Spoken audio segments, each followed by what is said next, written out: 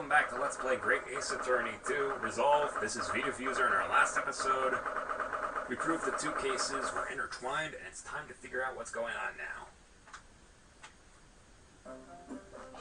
Ah, the Knight Errant himself. Ah, have you been watching from the gallery, Mr. Jones? I've been on the edge of my seat the entire time. The courtroom trials are fascinating affairs, as a spectator at least. I'm glad you've been enjoying yourself. I have to ask. What on earth is going on? It makes no sense. What's this professor business about? He doesn't look like any professor I've met before. Who even is he? Of course. You were in Germany already 10 years ago. Yes, the professor. When I discovered he was the one who'd been abducted, a sense of foreboding stirred within me. But who knew the monster would come knocking at your door? My heartfelt sympathies. As it turns out, Lord Van Zieks is even more intimately tied to this case than any of us realized, isn't he? Yes, how true. His great friend from university in the dock. And now a waxwork of the killer who took his esteemed brother's life makes an appearance, too. I imagine even the shrewd Mr. Reaper failed to foresee this kick in the teeth. An extraordinary move on your part, my dear fellow. Throw that in front of the man. You make it sound deliberate. I can't help feeling that this professor case is really very puzzling. Oh yes, in what particular manner? Well, there's Mr. Drebber, Dr. Seeth, and Lord Van Zieks. It seems that everybody in the trial has a link to the case somehow. Yes. In fact, I alone am not a member of the set. Well, that leaves me as an empty set, all alone with no intersection to any other. Excuse me. Oh, there she is. Dr. Seeth. Ah, Dr. Courtney Seeth, nee, Stevens. Good day to you. Hello, Sholmes. That was very shrewd of you. What in particular, pray? You requested that 10-year-old autopsy report from Gregson, didn't you? Well, why would you assume such a thing? Because Gregson told me.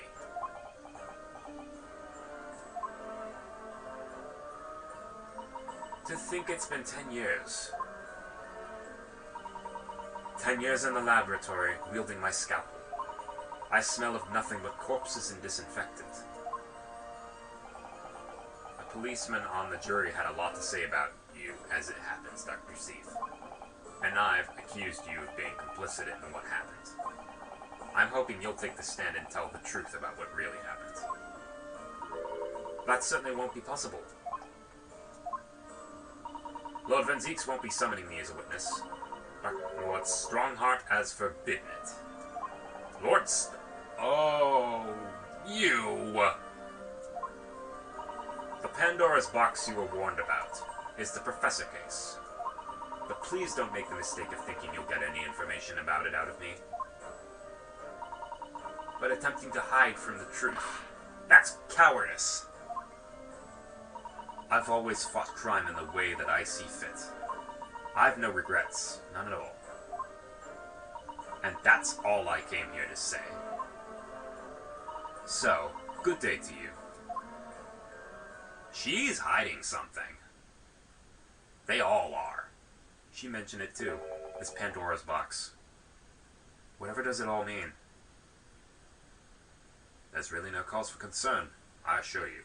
When the trial resumes, the meaning will become all too apparent whether you'd like to or not. Now then, I believe it's almost time. I must make my way back to the public gallery. The edge of my seat awaits. I think maybe you're enjoying yourself a little too much. Ah yes, one word of warning before I go. If in the course of the trial this afternoon you perceive even a shadow of doubt about the truth, don't let it out of your sight. Pursue it like a dog with a bone. To the bitter end, you understand. Do not falter, whatever may come to pass. Alright, I understand. Thank you. Good. I shall make myself scarce then. I purchased a bar of caramel earlier, so I shall be gnawing on that as you gnaw away at the truth. What did that warning from Mr. Sholmes really mean, I wonder? Especially that bit about whatever may come to pass. We're getting to good parts here. Time for the final chapter, then.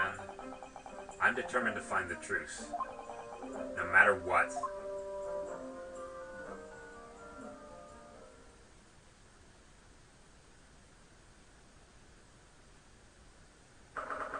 The 24th of October, 12:40 p.m. The Old Bailey courtroom again.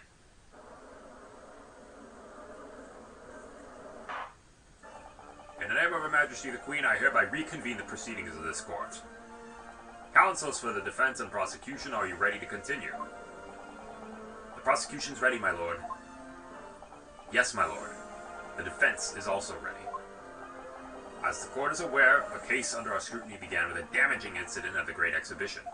And we now find ourselves embroiled in the details of a convicted felon who was sent to the gallows a decade ago.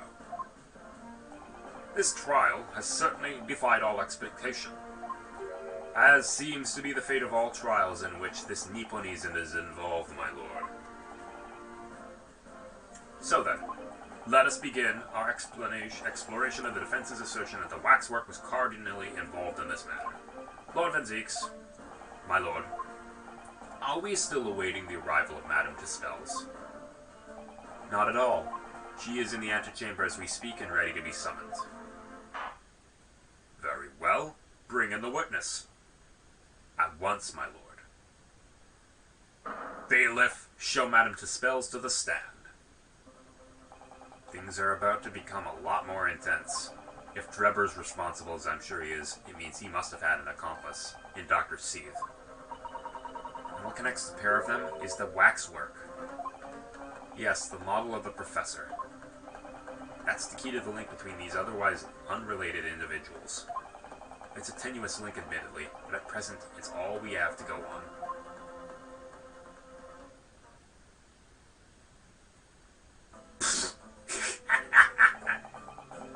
State your name and occupation for the court, please.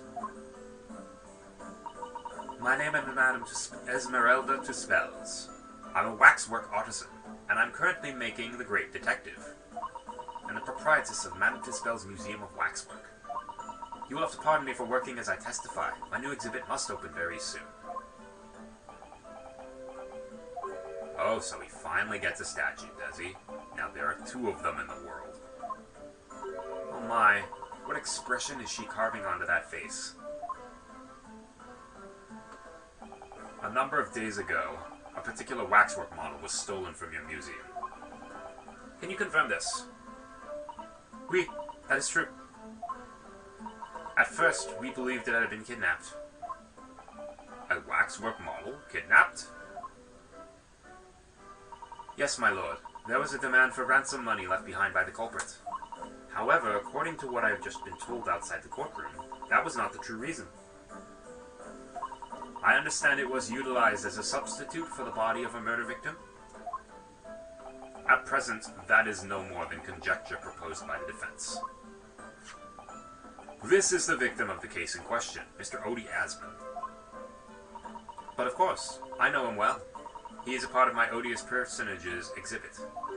I detest to say what is evident, but Mr. Asmund does not resemble the professor at all. Yes, but perhaps their faces are very similar. Are you suggesting that we should see now the demasked visage of the professor? I have here the key, but it is strictly forbidden to open the lock. That is absurd! Pardon? I don't know what face you've carved onto your fancy figure beneath that mask. But clearly it won't be that of the actual killer. Indeed, the man's identity was never made public after all. The trial took place in a closed court. The proceedings were strictly confidential. The condemned man was summarily executed. His identity remains a closely guarded national secret.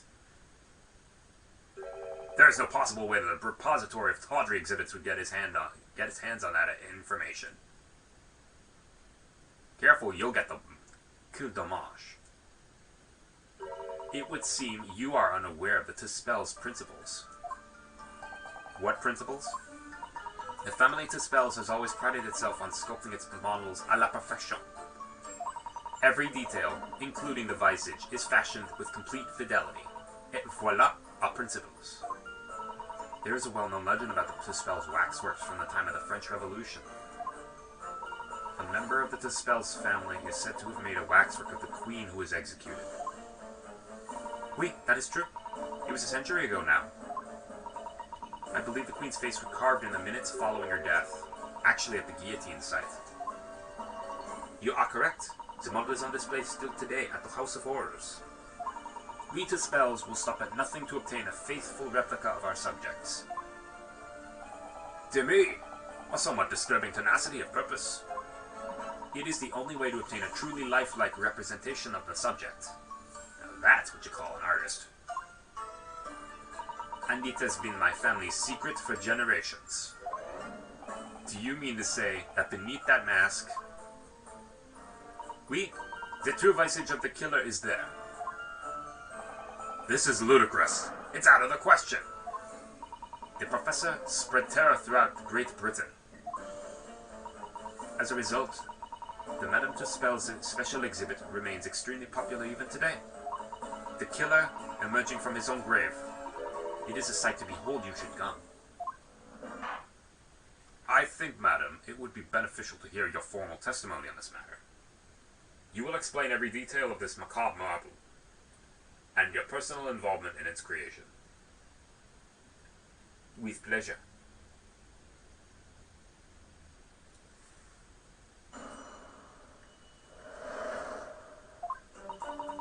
The special exhibit in the House of Horrors is based on a rumor that shocked society in London. An impression of the visage was taken directly from the corpse in accordance with Tuspell's family principles. I enlisted the aid of the gravedigger and created a mold for the head of in the cemetery just before the interment. I hid myself until he gave me the signal. I was there for a very long time that night. As dawn approached, I was very worried I would be discovered. The gravedigger? The man sanctioned this? Oui, I will do all that is necessary to achieve the true resemblance my family is celebrated for. Nobody else knew, only the gravedigger. What harm did he do, huh? So you truly saw it. The face of that monster. Naturally, I was aware at the time that his identity was a secret. The Tuspells would not be Tuspells if we did not insist on absolute fidelity to our sculptures. I don't believe this. I myself have seen the special exhibit at your museum, madam. A truly blood-curdling scene in which the murderer is emerging from his own grave. The scene it depicts was the subject of many rumors in London 10 years ago. I have here a newspaper from the time.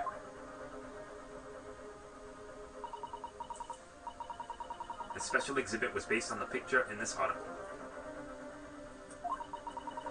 It was the most detailed account of what happened as reported by the eyewitness who saw it.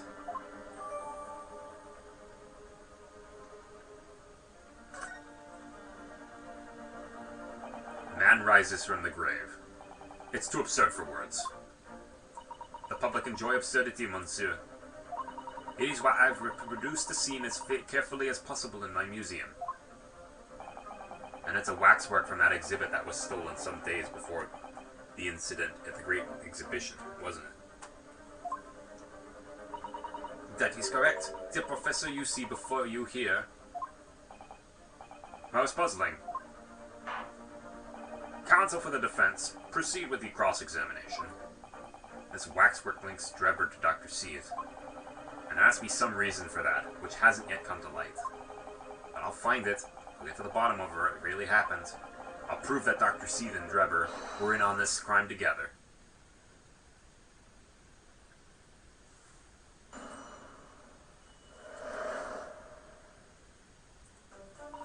Alright. Number blah blah blah.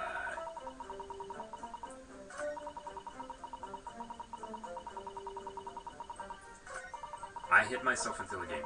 I was there for a very long time that night. Hold it!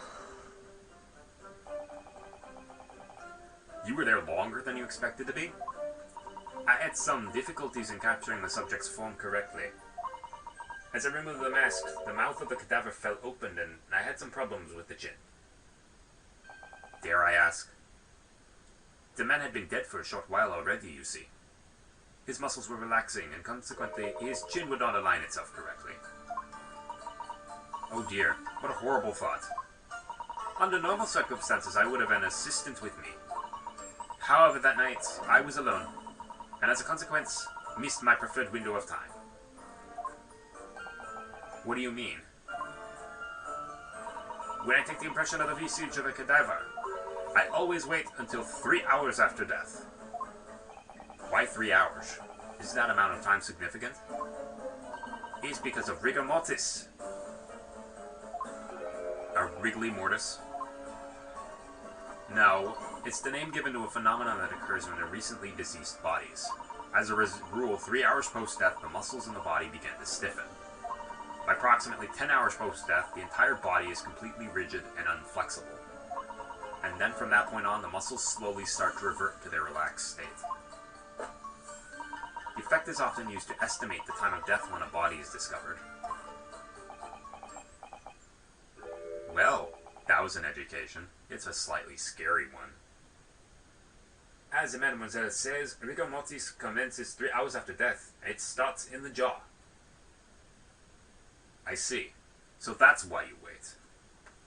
Before that time, the mouth falls open, and it is very difficult to do my work.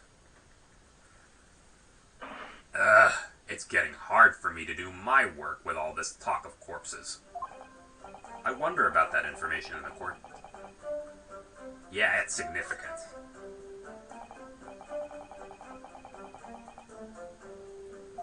Would you mind including it in your formal testimony?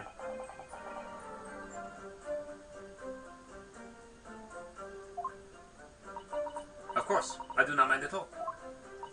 I can't help feeling that after this latest topic, the atmosphere in the court has become extremely grave.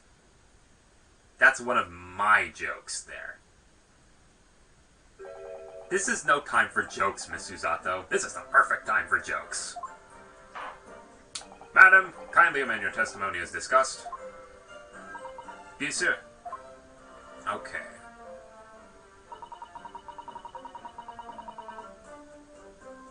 Present.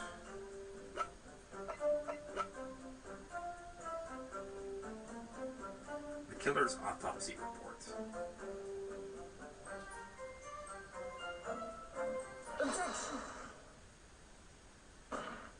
Madam Tuspell, I have here an autopsy report that was filed 10 years ago now. It confirms the death of the professor following his execution at the gallows. And is that a problem? I believe it is, because your testimony and a particular detail in the report completely contradict one another. Oui, quoi? Are you going to explain yourself, my Nipponese friend? According to her testimony, Madame Tuspell was creating her wax impression just before dawn. And at that time, rigor mortis had not yet set in. Am I correct so far, madam? You are, yes. As I said, the stiffening of the jaw is the first sign of rigor mortis, 2 to 3 hours after death. But the man's chin was limp, so he cannot have been dead for a long time. But on the other hand, if you look at Dr. C's report, it quite clearly states the following. Death by hanging confirmed at midnight, 17th June. No! If the professor indeed died at midnight that day, the entire autopsy report got fudged. Then by the time you were sculpting his face, rigor mortis would already have set in. Yes, you're right. The chin, it would have been completely stiff. In other words, this report is wrong. Objection! No coroner makes mistakes when recording the time of death. The very idea is absurd, unless they're hiding something. In that case, there's only one possible conclusion. The execution didn't actually take place at the stated time. Impossible!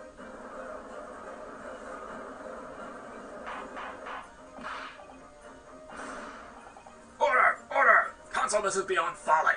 Not only do you indict the author of the report, Dr. Seed, but you implicate members of staff at Barclay Prison where the execution took place. By heck! Extraordinary. Not my day. Objection! My learned friend appears to have overlooked one very crucial fact. What fact? The professor died that night, without question. He did. Of course he did.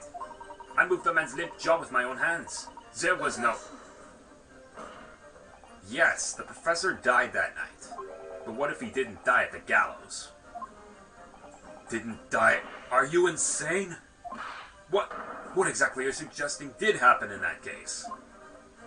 It's almost impossible to believe, but it would explain the link between Dr. Seed and Professor, and that one other person of interest.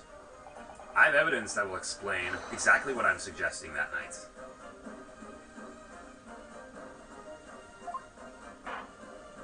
Counsel, present the evidence at once. The evidence that allegedly explains what really happened on the night of his execution. Alrighty, here we go. Take that!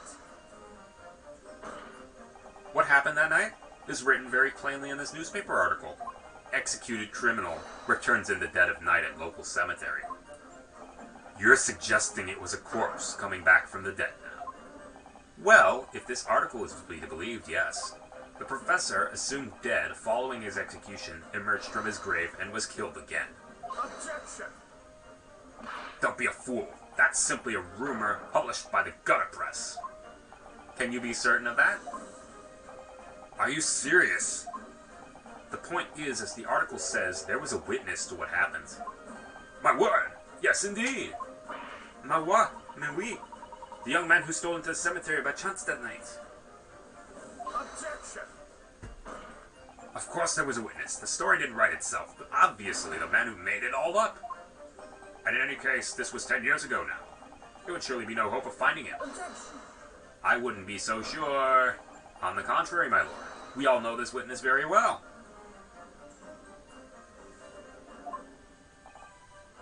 What?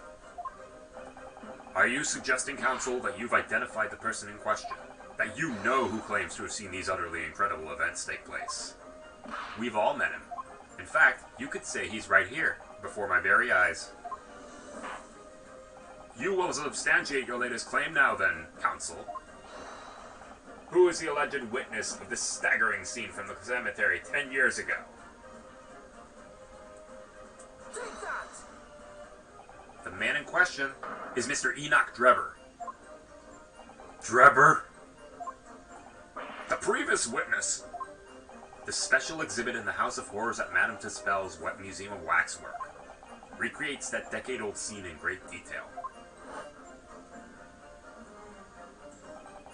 The condemned criminal emerging from the grave, and beside the tomb, a young man with a lantern stumbling upon the terrifying sight.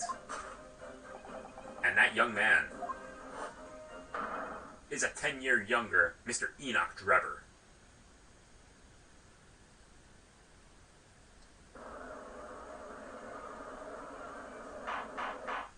Order! Order! Order! Surely not, counsel. Drebber was there, in Lowgate Cemetery. What he's always talking about, Mr. Drebber? Is the name significant? Of course, Madame Tuspell doesn't know, does she? Yes, it's extremely significant, madam. To your situation as well, in fact. What situation? The theft of the Professor Waxwork from your museum some days ago was perpetuated by the very same man. No! But that would mean... Madame Tuspell. It would appear you know the name, Enoch Drebber. Oui, yes, I know it. But from long ago in the past. What? Oh my! Good gracious! Explain yourself. Tell us everything you know. Yes, yes, of course.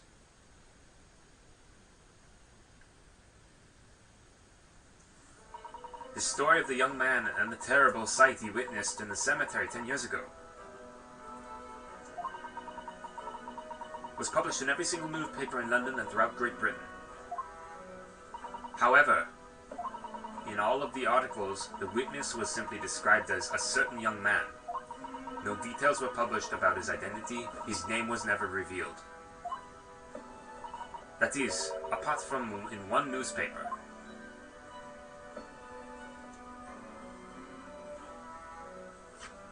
It's Daily Circus. It's the paper from which comes the article I've already shown in the court. You're saying that his full name was only publicized in that article? Goodness me, yes, here it is. The university student who experienced this shocking event is Mr. Enoch Drebber, a disciple of science at the University of London, and a resident of its student dorms. Unbelievable. When I read the article, I went to meet with the man.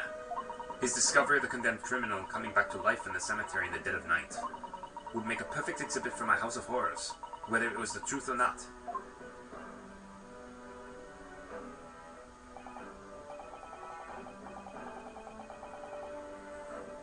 So I see, so you went to meet Mr. Drebber in order to sculpt the waxwork of the man, did you?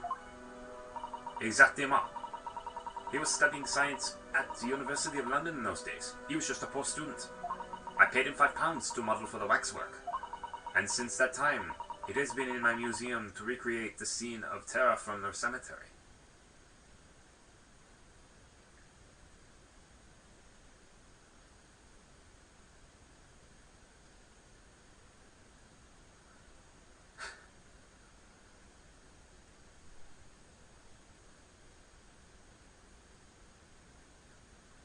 So, 10 years ago, a young man appealed to the public about an extraordinary event he'd witnessed.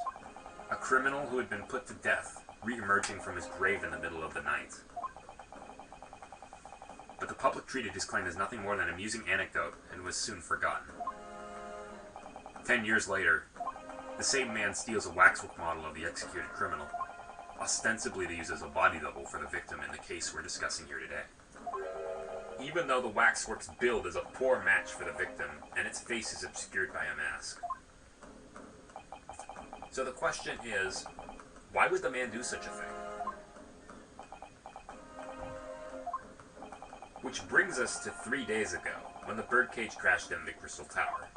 If the birdcage had in fact contained not the body of Mr. Asman, but that same waxwork, the coroner from Scotland Yard who investigated Dr. Seeth would have noticed immediately. And yet, she submitted this autopsy report for the victim, which the court has seen earlier. Why? Because the waxwork was that of the professor. Is that what you're saying? Dr. Seeth put her name to a document confirming the death of a condemned criminal who was still alive. A criminal whose apparent resurrection was witnessed by Mr. Drebber. But that misconduct was a deadly secret the coroner would do anything to protect. Which is precisely why Mr. Drebber used that particular waxwork as a body double. Ah! My lord, this court must summon Dr. Seeth to the stand. The defense is determined to find out exactly how the coroner and Mr. Drebber are connected. But according to the missive I received this morning through the prosecutor's office, Dr. Seeth is unable to participate in these proceedings. Is that not the case? She told us so herself, didn't she? Lord Strongheart's orders.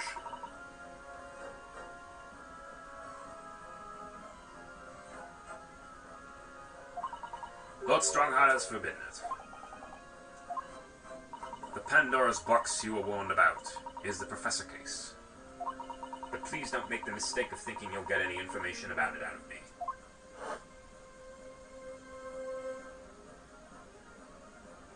Something happened on the night of the killer's execution 10 years ago, and surely nobody would want to get to the bottom of that more than Lord Van Zeeks. The prosecution calls for the instructions in that missive to be scrapped. But Lord Van Zeeks, the missive was issued from the Lord Chief Justice's office. Objection! The assigned prosecutor has the final say on policy in any particular trial. In other words, me. Yes. Let Enoch Drebber and Dr. Seeth both take the stand together. And we will do that next time